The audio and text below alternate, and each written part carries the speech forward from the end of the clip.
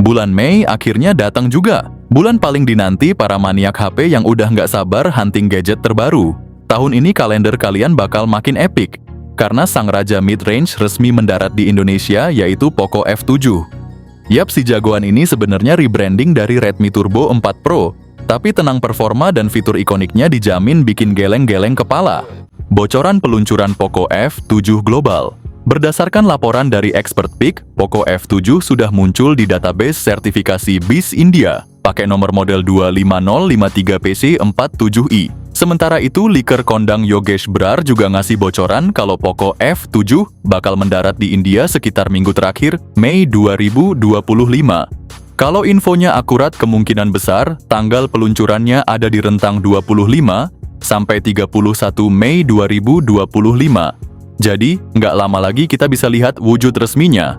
Bocoran harga Poco F7.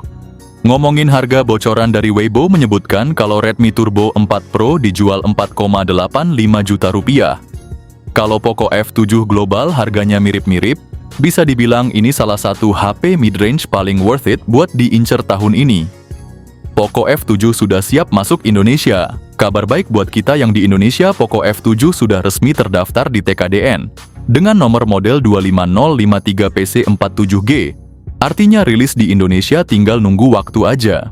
Pertama kali lihat yang langsung nyantol di mata adalah bezelnya super tipis. Kayak HP-nya nyaris full screen, bikin pengalaman nonton YouTube atau main game makin imersif. Desain sudutnya pakai air angle besar, biasanya cuman lu temuin di jajaran flagship mahal, jadinya tampilannya makin kinclong dan modern. Bingkainya pakai bahan logam premium yang nggak cuma bikin kesan mewah, tapi juga nambah solid feel waktu digenggam. Di belakang lu bakal nemuin kaca soft mist yang lembut dan gak gampang ninggalin bekas sidik jari. Efek buramnya bikin warna lebih kalem tapi classy. Tepat buat lo yang pengen tampil beda tapi tetap elegan.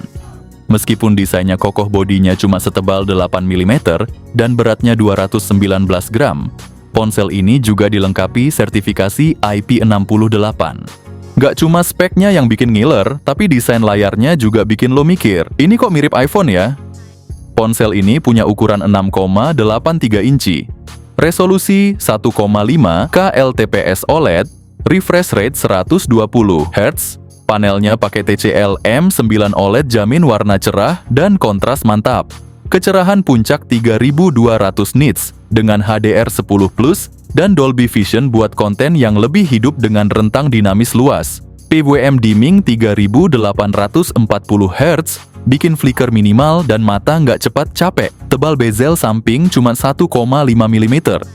Sedangkan bezel dagu atas dan bawah 1,9 mm nyaris edge to edge, bikin kesan layar nempel di bodi. Tapi yang paling nendang adalah simetri layarnya persis kayak iPhone. Untuk sebuah ponsel mid-range, styling begini jadi nilai plus tersendiri. Lu nggak cuma dapet performa lancar, tapi juga gaya yang kece maksimal. Menariknya, ponsel ini Redmi Turbo 4 Pro pakai Snapdragon 8S Gen 4. Sedikit bahas soal chipset barunya Snapdragon 8S Gen 4 ini, baru aja dirilis bulan April dan langsung bikin geger. Dibanding pendahulunya, performa naik 31% dan efisiensi daya naik 39%. CPU-nya pakai inti utama Cortex X4 dengan kecepatan 3,2 GHz. Ditemani core performa dan efisiensi yang bikin kerja multitasking tetap ngebut tapi hemat baterai. Buat gamers, ada Adreno 825 GPU yang performanya naik 49% dan sudah support ray tracing, bikin grafis makin realistis. Ditambah Snapdragon Elite Gaming plus Super Resolution 2.0, main game berat tetap mulus dengan kualitas visual 4K secara real time. Dukungan AI juga gila, NPU Hexagon baru ini 44% lebih cepat, cocok buat fitur-fitur pintar kayak deteksi wajah, kamera always on, sampai pengenalan objek yang lebih responsif. Bukan sekedar gimmick doang, skor Antutu Redmi Turbo 4 Pro atau Poco F7 ngeri banget performanya. Skor Antutu 2,4 juta bukan main, ditawarkan di harga 4 jutaan yang sulit disaingi. Poco F7 juga upgrade dari sisi memori pakai RAM LPDDR5 dan penyimpanan UFS 4.0. Ada beberapa pilihan 8 GB per 256 GB, 12 GB per 256 GB, dan 12 GB per 512 GB. Yang lebih keren lagi, smartphone ini udah pakai Android 15, dipadu sama antarmuka HyperOS 2.0. Ponsel ini juga bakal dapet 3 kali update OS dan patch keamanan sampai 4 tahun, jadi keamanan dan softwarenya terjaga terus. Kamera utamanya 50 megapiksel pakai sensor Sony LWT600 yang udah ada OIS, terus ada juga kamera ultrawide 8 megapiksel yang bikin angle foto kalian jadi lebih luas. Kemampuan videonya juga juara rekaman 4K pada 30 fps dijamin tajam dan detil. Apalagi sudah didukung Gyro Ace yang bikin setiap rekaman super stabil.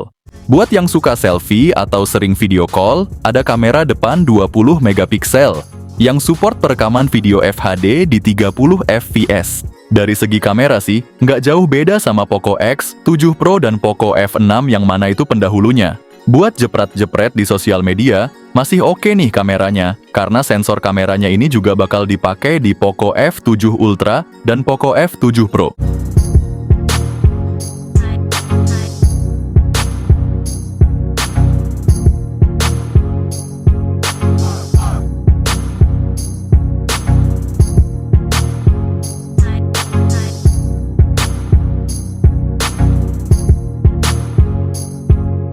Koneksi dari Poco F7 ini lengkap banget guys. Ada koneksi NFC, dual stereo speakers, fingerprint dalam layar, IR blaster, Bluetooth 5.4. Cuma kekurangannya sih nggak ada jack audio, slot memory card, dan nggak ada eSIM aja. Untuk baterainya sendiri terkonfirmasi pakai baterai sebesar 7550 mAh dengan fast charging super ngebut yakni 90 watt. Jadi nikmat mana yang kau dustakan? Spek gahar, baterai badak Redmi Turbo 4 Pro alias Poco F7 ini bener-bener jadi idola baru di panggung mid-range. Ngomongin harga di Cina, Redmi Turbo 4 Pro varian terendah dibanderol dengan harga 1.999 Yuan Tiongkok, sekitar 4,6 juta rupiah, sedangkan varian tertinggi naik menjadi 2.999 Yuan Tiongkok, sekitar 6,9 juta rupiah. Asli ini menarik banget, harga resmi di Cina bisa jadi patokan. Kesimpulannya, Redmi Turbo 4 Pro bener-bener buas terutama dari segi desain minimalis kayak iPhone, chipset flagship terbaru, dan baterai badak. 3 poin itu saja udah cukup jadi bahan pertimbangan buat lo beli. Asli sih gua makin gak sabar nunggu Poco F7. Beruntungnya gua nggak beli Poco X7 Pro demi nunggu Poco F7 rilis di tanah air bulan Mei nanti. Dan kalau dilihat-lihat review di Cina, Redmi Turbo 4 Pro alias Poco F7 ini mendapat rating positif melulu, mulai dari performa kencengnya sampai kualitas kameranya yang tajam. Gua pribadi sih berharap banget Indonesia bawa HP ini dengan harga di kisaran 5 jutaan kecil, biar kantong nggak jebol.